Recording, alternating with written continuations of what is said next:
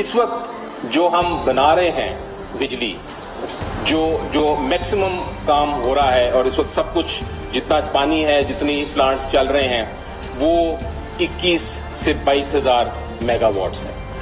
21,000 से लेके 22,000 मेगावाट्स।